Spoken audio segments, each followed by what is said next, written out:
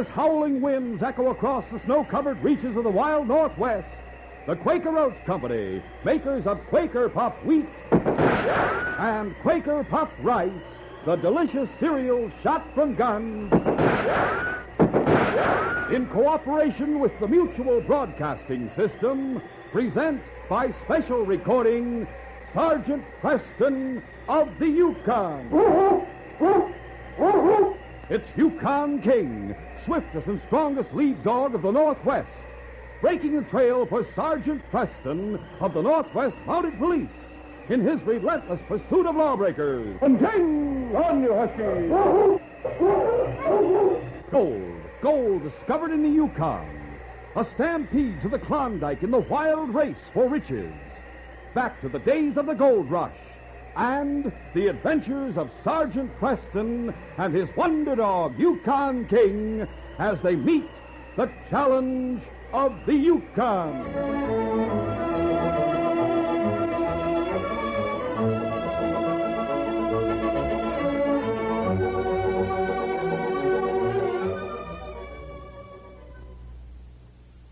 Every young woman faces the problem in her senior year of high school of what she is going to do after graduation. We'd like to suggest a possible career that has much to offer any young girl who is about to finish high school and hasn't made up her mind yet. This possible occupation is nursing. Today, the fields open to the graduate nurse are wide and varied. She can enter hospital service, private duty, research, or any one of numerous others.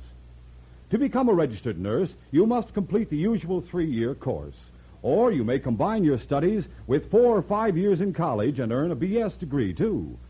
Your studies in such vital subjects as psychology, sociology, and child care are supervised by skilled doctors and graduate nurses.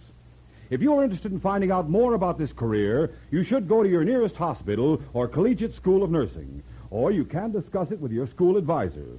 More nurses are a growing national need. Why don't you look into it today? This message is brought to you as a public service.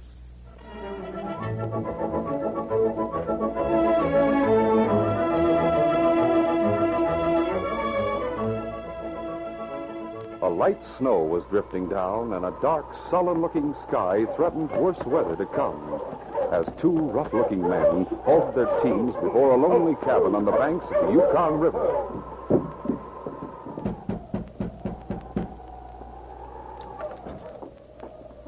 Well, hello there, son.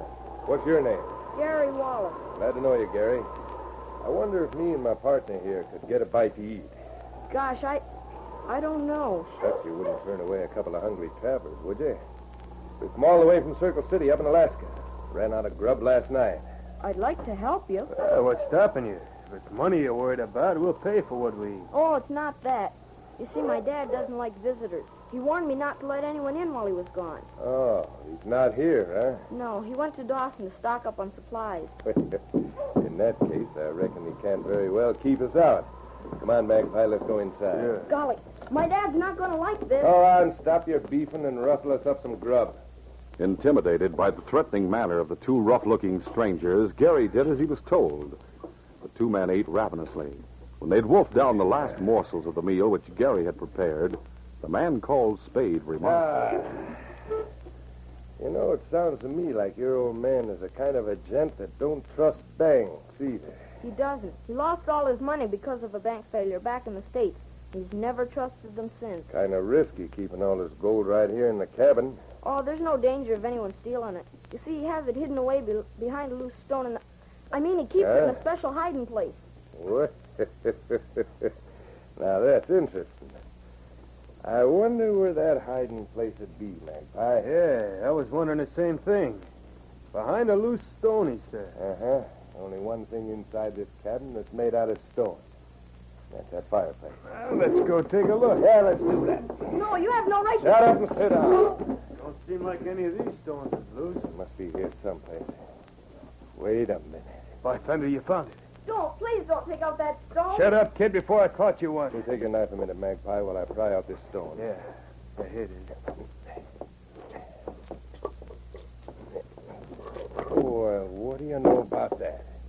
Comes right out as neat as you please. Anything inside the hole? I'll tell the world there's something inside here. couple of nice fat pokes. You put those back. Those belong to my dad. Aubrey told you to shut up. But you can't take Listen, those... Sonny, one more yap out of you, and I'll shut you up for keeps. Go on, open up the poke, Spade. Sure. Chock full of gold dust, both of them. Feast your eyes on that magpie. The God, Spade, the kid's got a poker. Boy, you little polecat. Oh! Try any more of your tricks, and I'll wrap this poker around your skull. Please don't take that gold. It's all we've got. When my dad gets home, he'll skin me alive. What do we do with him, Spade? Better tie him up in case he tries going for help. Give me that rope hanging on the wall. Yeah, sure thing. Yeah, here you are. Now then, young fella, turn around and put your hands out and back here. And don't you try putting up a fight. While you're tying him up, I'll take a look around the cabin, see if there's anything else worth it. All right. Might as well take the rest of these supplies, huh, Spade? Yeah, that's a good idea. Oh! Yeah, what do you know? Here's some of his old man's clothes. A pair of buckskin pants, a couple nice heavy woolen shirts.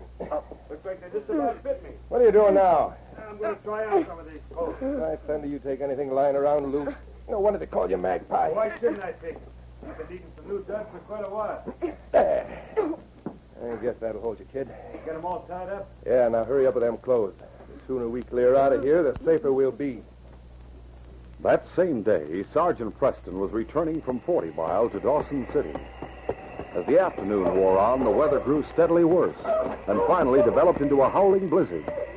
Soon after nightfall, the sergeant came in sight of the Wallace cabin and decided to seek shelter there overnight. Something's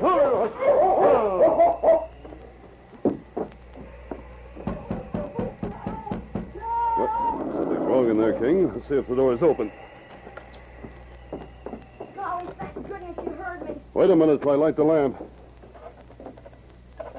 Sergeant Preston and King. Gary, what happened? Two crooks stopped off at the cabin. They stole my dad's gold and tied me up. I'll soon have these ropes off you, son. Where's your father? He went to Dawson early this morning to get supplies.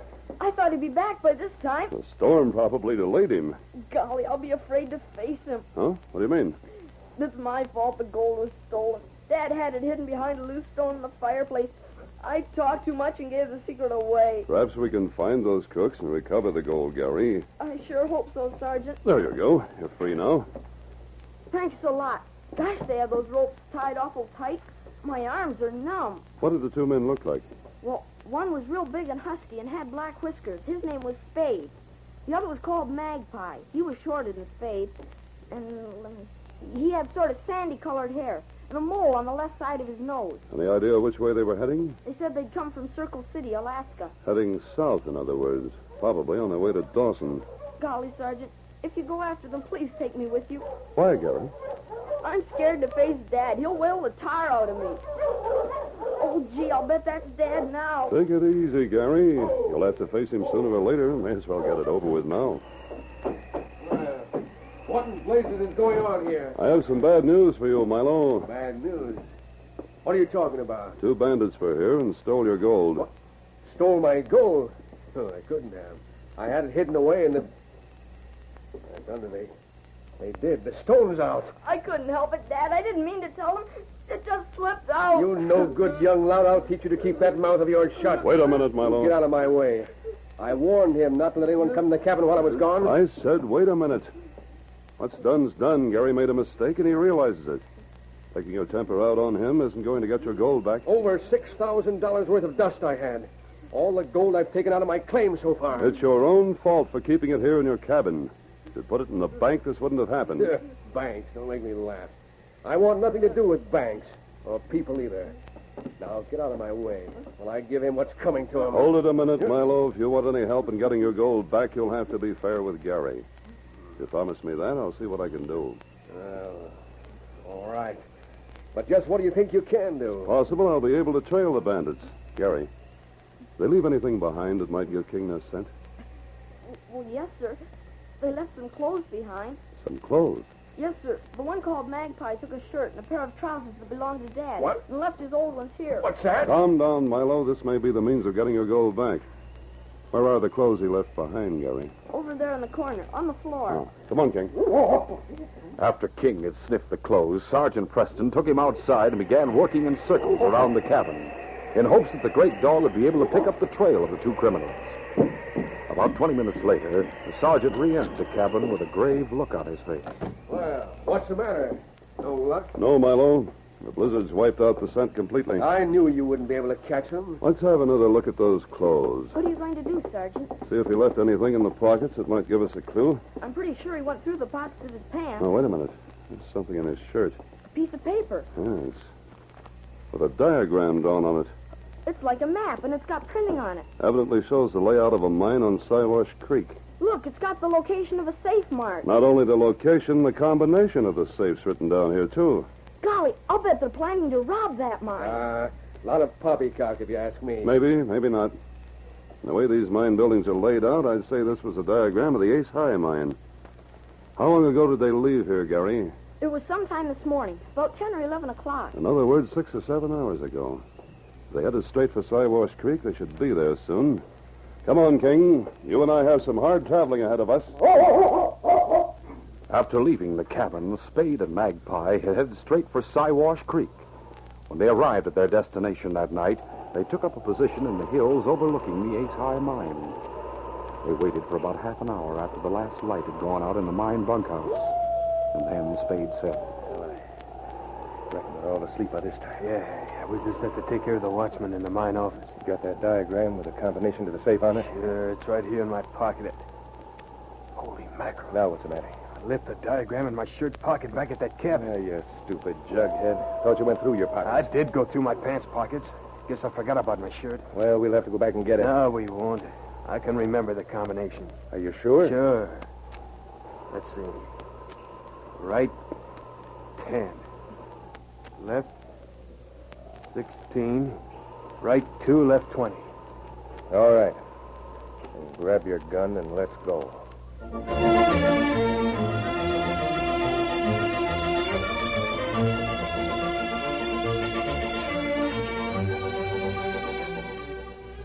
We'll continue our adventure in just a moment.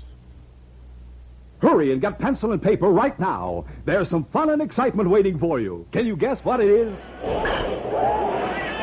Yes, sir, it's the ballpark where everything is fun. The crowds, the eats, and what a thrill to see the players smack that ball over the fence. Come out to the game now as guest of your favorite team. If you're 12 years old or younger and can bring a paying adult like Mom or Dad, grab your pencil and paper. Here's how to get your free baseball ticket. Get a package of Quaker puffed wheat or Quaker puffed rice or Muffet shredded wheat. Tear off the box top and send with your name and address to Baseball, Box 5205, Chicago 77, Illinois.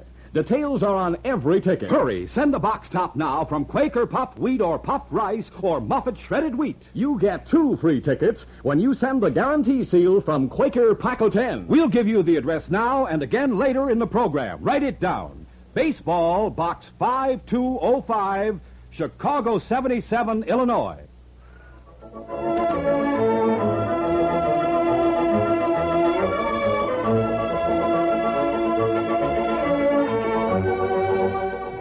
Now to continue. With handkerchiefs tied over their faces, Spade and Magpie made their way down the hill toward the Ace High mine. Spade was carrying a coil of rope over his left arm. When they reached the mine office, they paused for a moment to peer through the lighted window. Here, there's the watchman. He's sitting at the desk. Yeah. Looks like he's half asleep. Come on, we'll go up and knock on the door.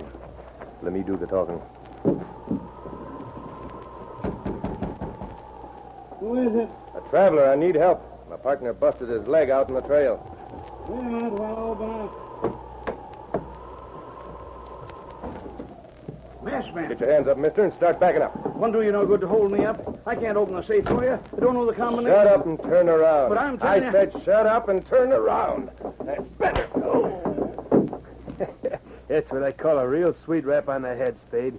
You laid him out cold. Never mind the postmortems. Just get busy and open that safe while I tie and gag this gent. It was about half an hour past midnight when Sergeant Preston arrived at the Ace High mine.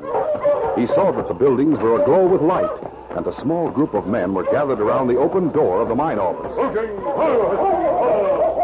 Well, King, looks as though we arrived too late. Hey, here comes a Mountie now. Who's in charge here? Well, I am, Monty. I'm the owner of this mine, Gideon Clay. I'm Sergeant Preston. What happened? The mine office was robbed. Crooks opened up the safe and got away with nearly 50,000 in gold. How long ago? Well, about 3 or 4 hours ago. But we just heard about it at midnight when Jed came to relieve the watchman. He found him lying on the floor, all tied up and gagged. Was the safe forced open? No, that's a funny thing. There's no marks on it at all. Whoever the crooks were, they must have known the combination. Here, take a look at this paper. Yeah? Is that the correct combination to your safe? Let me see. Why, yes, by thunder it is. And this diagram shows the layout of the mine buildings. Where'd you get this paper, Sergeant? 2 men robbed a miner north of Dawson this morning and left this paper behind by accident. That's how I happened to come here. Do you know who the men were? The miner's little boy saw their faces, gave me a good description of them. From the looks of this paper, the robbery tonight must have been an inside job. Not much doubt of that. Someone here at the mine evidently sent them that diagram and the combination to the safe. How many people knew the combination? Well, I do, naturally, being the owner of the mine. Aside from me, the only one who knows is my foreman here, Joe Sterling. Huh? He takes charge of things while I'm away. I hope you're not accusing me of being in on this robbery. Well, Joe, I don't like to say it, but I'm beginning to think my trust in you was misplaced. That's not true, Mr. Clay. What did you mean by that remark? Well, I hate to make accusations, but it so happens that Joe once served a jail term for robbery. I hired him for this job thinking he'd reform. I swear I had nothing to do with this robbery, Mr. Clay. You've got to believe me. Were you insured against robbery? Yes, of course. It's not the loss of money that makes me feel bad. It's my loss of faith in Joe here. You're sure that no one else but you two knew the combination? Positive. In that case, Sterling, I'm afraid I'll have to place you under arrest. The following morning in Dawson City, Sergeant Preston made a complete report on the case to Inspector Conrad at Mounted Police Headquarters. You don't sound quite convinced of Sterling's guilt, Sergeant. Frankly, sir, I'm not. Any particular reason? Well, for one thing, he's been going straight for the last 3 years.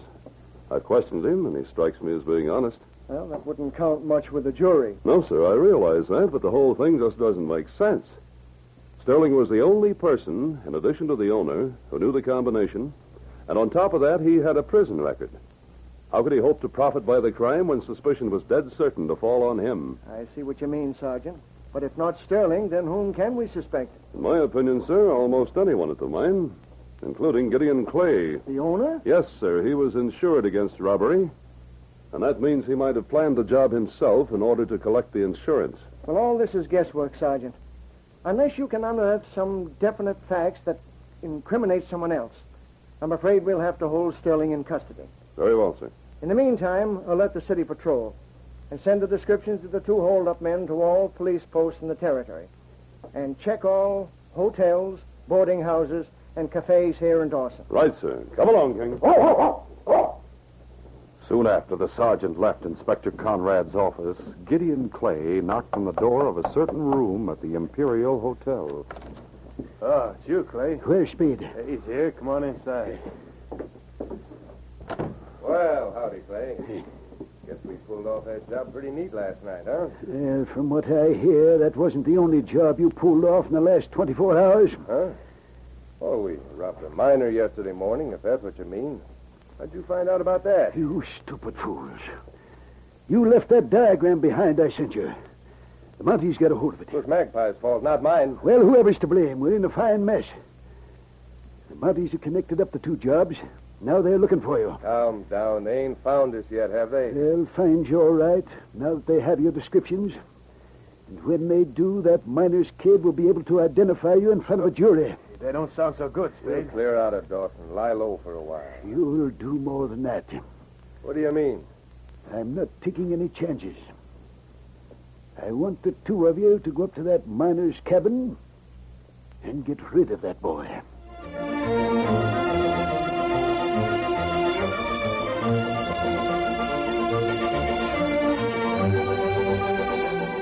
We'll continue our adventure in just a moment.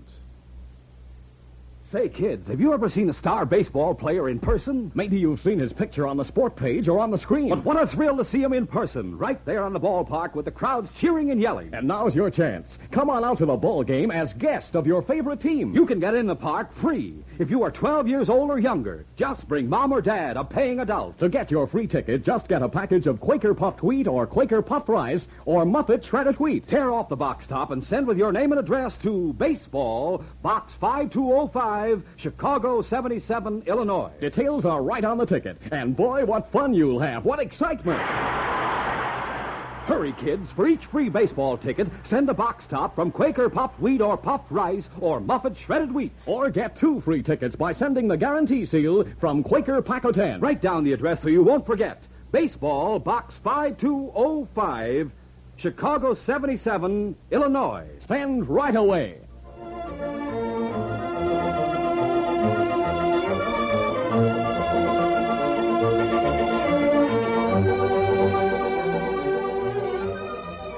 Later that same morning, Sergeant Preston came to the Imperial Hotel and questioned the desk clerk. Dave, I'm looking for 2 men. One's big, heavy-set, black-bearded. Other's shorter, has sandy hair, and a mole on the left side of his nose. Have 2 men like that checked in recently? Well, they sure did, Sergeant. They checked in sometime around midnight. But you won't find them here now. They're not in their rooms. Well, they paid their bill and cleared out just about, half an hour ago. You know if they've had any visitors? Well, yes, they did. A fellow came to see them this morning just a little while before they left. He stopped here at the desk and asked for their room number. I don't suppose you know who he was. Well, I think I've seen him around town a few times, but I don't know his name. What's he look like? Oh, he's middle-aged, sort of skinny, and he's got iron gray side whiskers. And he walks with a limp. Thanks, Dave. Has the room been occupied yet? No, not yet, Sergeant. Then lock it up and keep it vacant. I'll be back in about 10 minutes. Sergeant Preston hurried back to headquarters and reported the news to Inspector Conrad.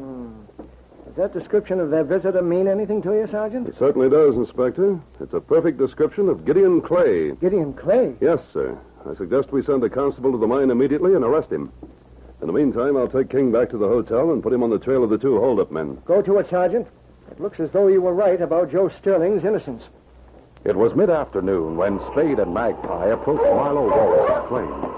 They halted their teams well out of sight of the cabin.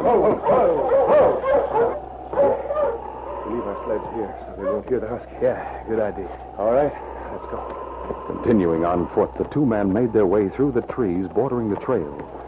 As they reached the edge of the clearing in which the cabin was situated, they saw Milo Wallace working his claim in back of the cabin. A shotgun was lying across the top of a box, several feet away from the spot where he was working. Must be the kid's old man. Yeah. From the looks of that shotgun, he's expecting trouble. Come on, let's take him. Right. All right, mister, get your hands up. What's that? Don't go for that gun or we'll drill you. So start reaching fast. Why, thunder, you must be the 2 crooks that stole my gold. Right the first time. Now, where's that kid of yours? He's gone to visit a neighbor down the river. He's lying, Spade. The kid's probably inside the cabin. What do you want with my boy? It happens he got too good a look at our faces yesterday, so we got orders to get rid of him. Get rid of him? You mean kill him? That's what I mean. We'll have to kill you, too, now that you can identify us. No, you can't kill my boy. Shut up. Go in the cabin, Magpie, see if he's inside. Right. Just then, the back door of the cabin opened, and Gary started to come out. Gary, go back. As he caught sight of the crooks, he gave a gasp of alarm and tried to dart back into the cabin. But Magpie stopped him with a shout. Hold it, Sonny. You're just the person we're looking for. So he went to visit a neighbor, huh? All right, kid, come on over here and join the party. There's no need to kill my boy. He won't testify against you. I swear he won't. Save your breath, mister. Listen, just let him alone, and I'll pay you for his life. Pay you plenty. Pay us with what? We took all your gold yesterday. But I can sell my claim. It'll bring at least $5,000. Sorry, mister. It's a tempting offer, but we can't take any chances. But you can't hurt him. All right, Magpie. No use wasting any more time. Don't. Plug the kid. I'll plug his old man. He's too young to die. At that moment, a voice suddenly rang out from the edge of the clearing. Out those guns. Mouty, I'll get him. Mounty's gun spoke first, and Spade fell to the ground. Come here, At the same time, Magpie grabbed the boy, intending to use him as a shield. Sergeant Preston was afraid to fire for fear of hitting Gary. Milo lunged at the crook. Let go of that boy. You asked for it. Swinging his gun, the crook caught Milo a vicious blow across the forehead. As Milo staggered back, stunned by the blow, Magpie swerved his gun to fire at Sergeant Preston. But the great dog King was already upon him. With a single crunch of his mighty jaws, he disarmed the crook. Screaming with pain, Magpie let go of Gary and toppled backward under the force of King's attack. Help me, Mountie, for the love of Mike. Get this dog away from me. Hold him, King, while I get his gun. All right, fella, I have it. Get up on your feet, mister, and don't try any tricks. You and your partner are under arrest in the name of the Crown. After handcuffing Magpie, Sergeant Preston attended to the other crook. Spade was unconscious from the shock of the wound, but he soon revived after the sergeant had applied first aid. Where in blazes did you come from, Mountie? I trailed the two of you here from your hotel in Dawson. Hey, thunder, you sure showed up in the nick of time, Sergeant. These two crooks were going to kill my boy. It wasn't our idea. It was Gideon Clay put us up to it. That's right. He was afraid the kid would identify us. Say, Sergeant, who's this Gideon Clay they're talking about? Gideon Clay is the owner of the Aceheim mine. By this time, he's under arrest. Is he the one who sent them that diagram, Sergeant? Yes, Gary. There's no doubt about it. But golly, why would he want to rob his own mine? He was covered by insurance, son. Apparently, he figured on collecting the insurance money and then getting back a share of the gold that was taken. Yeah, that's right, Mountie. Clay cooked up the whole scheme. It was all his idea. We had to kick back half of the gold to him. Don't think you can escape punishment by throwing all the blame on Clay. You'll all stand trial. I reckon I owe you an apology for the way I behaved yesterday, Sergeant. Forget it, Milo. Ever since my wife died and I lost all my money in that bank failure back in the States, I've been down on the whole human race. But what happened today sure opened my eyes. This boy of mine means more to me than I ever realized. I have him to live for as well as myself. From now on, son, things are going to be a lot different. Golly, Dad, that sounds swell. We both have reason to be mighty grateful to you, Sergeant. There's no need to thank me, Milo. Seeing the two of you come to a new understanding with each other is reward enough. Now that you and Gary are close together again, I can really say this case is closed.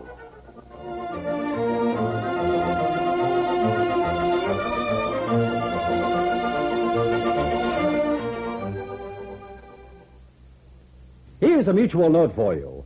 Mutual is a network that has programs you can enjoy throughout the week. If you like question and answer fun, then you'll find there are all sorts of quiz programs you can listen to on Mutual.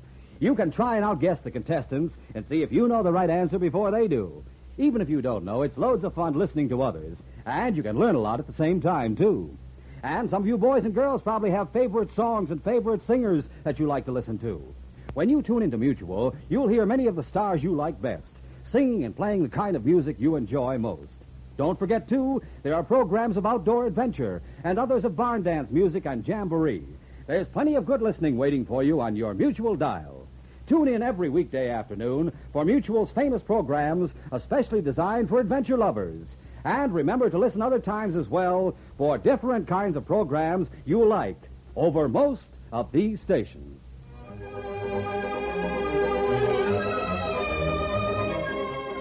These Sergeant Preston of the Yukon Adventures are brought to you every Monday through Friday at this time by the Quaker Oats Company, makers of Quaker Puffed Wheat and Quaker Puffed Rice, the delicious cereals shot from guns.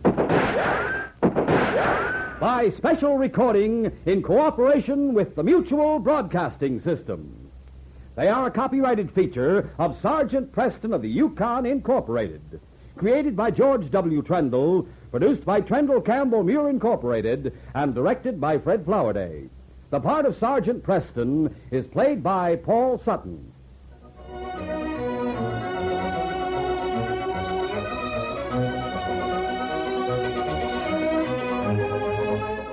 This is J. Michael wishing you goodbye, good luck, and good health from Quaker Puffed Wheat and Quaker Puffed Rice. So long. This is Mutual, Radio Network for all America.